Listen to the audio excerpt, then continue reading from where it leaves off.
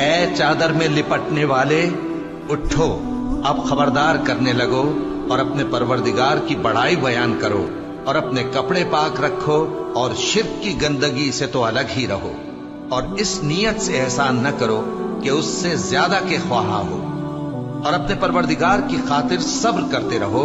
پھر جب سور پھونکا جائے گا تو وہ دن مشکل کا دن ہوگا، یعنی کافروں پر آسان نہ ہوگا۔ مجھے اس شخص سے سمجھ لینے دو جس کو میں نے اکیلا پیدا کیا، اور میں نے اس کو بہت سا مال دیا اور ہر وقت حاضر رہنے والے بیٹے دیے، اور اس کو ہر طرح کے سامان میں وسعت دی، پھر بھی لالچ رکھتا ہے کہ میں اسے اور زیادہ دوں۔ ایسا ہرگز نہیں ہوگا، یہ ہماری آیتوں کا بڑا مخالف رہا ہے۔ میں اسے ایک بڑی چڑھائی چڑھاؤں گا، اس نے غور و فکر کیا اور ایک بات ٹھہرا لی، یہ مارا جائے، اس نے کیسی تجویز کی، پھر یہ مارا جائے، اس نے یہ کیسی تجویز کی،